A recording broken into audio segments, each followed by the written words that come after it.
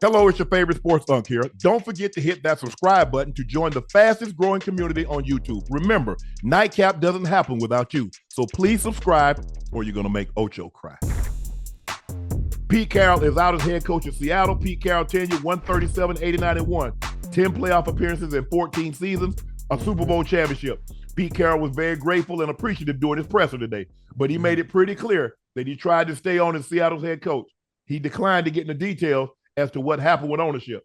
Asked about going elsewhere, well, we'll have to wait and see. Today is today. Moving to an advisory role has been the respectful way of moving off someone that's helped the organization. The Broncos did the same with John Elway. Right. Ocho, this is why. Had he run the ball with Marshawn Lynch. Man, talk to me now. We look at Pete Carroll. We look at that Legion of Boom totally different. Sherm and Earl and Bennett and Chance and Russ, Beast Mode. They're supposed to be a two-time champ. Yeah, easily. They're supposed to be a two-time champ. Easily two-time champ. And let me ask you a question to go back on what you just said about disrespecting your head coach and not having respect for him making the call. As Russell Wilson, and with great understanding in the situation you're in the scenario you're in, and you know you're on the one and you have beast mode, who is having a good game. Right. You're on the 1 yard line. Right. And Pete Carroll, whoever's calling the offensive plays, calls a pass play with a switch route, switch release on the goddamn goal line. Why not take it amongst yourself to change the play and run the ball with Marshawn? Maybe is that defiant or disrespectful to you? As similar in the same case, I know it's apples and oranges and what I'm talking about. I'm just saying because that's the Super Bowl on the line, right? And you changing that play, I will bet my bottom dollar and I bet my house that you run that dive with Marshawn Lynch, he getting that 1 yard to win that game. Well, I'm gonna run it until he does. I think the thing is, Ocho, the question is, did Russ feel like he had the power to audible out of that play? Peyton Manning has the power. Drew Brees has the power. Aaron Rodgers, Tom Brady has the power. Did they empower him? Because I remember in a situation, we were in Kansas City, and it was like 4th and 1. It was 4th and 1. We were probably like the 30-yard line. Right. And I remember Mike called a timeout, and Mike was going to go for it. And John said, no, Mike, don't go for it. Let's punt the ball. Let's make them beat us. Right. Knowing Marty the way he's playing it like this. No, we're not going to give him anything cheap. Let's punt the ball. Mike sent the punt team in. We won the ball game 14-10. Okay. So in a situation like that, now let's just say for the sake of argument, the game is 14-13. Now instead of trying to throw the ball into the end zone, they need a field goal. They kick a field goal to beat us. Right. So in that situation, for me, I don't know why. And I understand they probably, if I'm not mistaken, I think the Patriots brought a 53 defense in, 5 down, 3 linebackers. I don't care. That's the thing that you always talk about, letting somebody dictate what you're going to do. Yeah, I hate that. So in other words, instead of like, we're going to throw it. They got them bigs on the field. We're going to throw the ball. But once you see Brandon Brown in the slot and you see him in a press, it's going to be hard as hell because he's standing right there in front of you. Yeah. He's standing right there in front of you. If he gets his hands on you, there's no wrap. way. It's a wrap. Because what's going to happen, you're going to force the guy to come even splatter, and now you give Malcolm Butler a beeline to come get you. Yeah. I'm a little surprised by this move. I don't think anybody saw this coming. No. I don't think anybody saw this move coming. But it was never the same. I remember, you go back and look at my podcast. I did this. I think that was a 2014. That was 2014. What year was that? The Legion of Boom. Super Bowl. 2014. Right? Yeah. Go back and look. I said it. I said it's never the same. I said it's over. You might as well break this up right now. I said that team will never look at Pete the same. Yeah. Because it's the one time that the team's gonna look at the head coach and say, "You cost us this," and let the players decide the game on the field. Yeah. We talk about this, Ocho.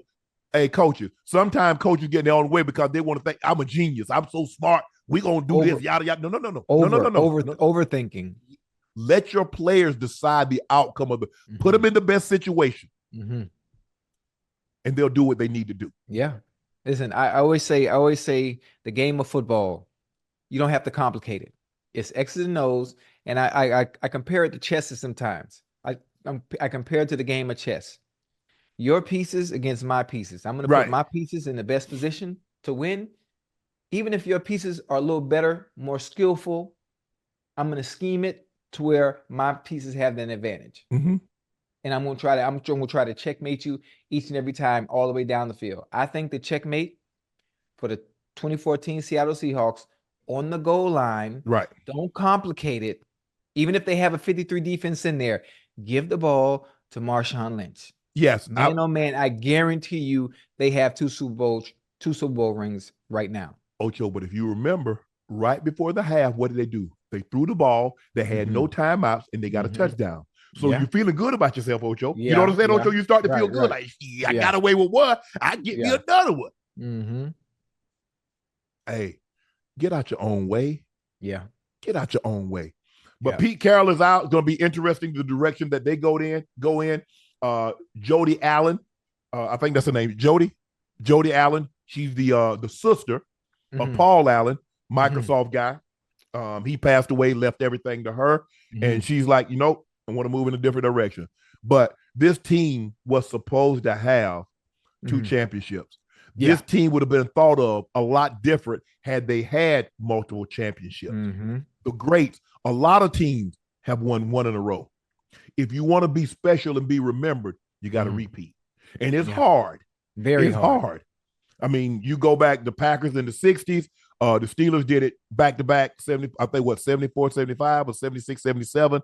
No, 75, 76, or 74, 75, and then they did it again in 78, 79, if I'm not mistaken. There's a 6-year period, but they won 4 titles. 78, 79, and I think 74, 75.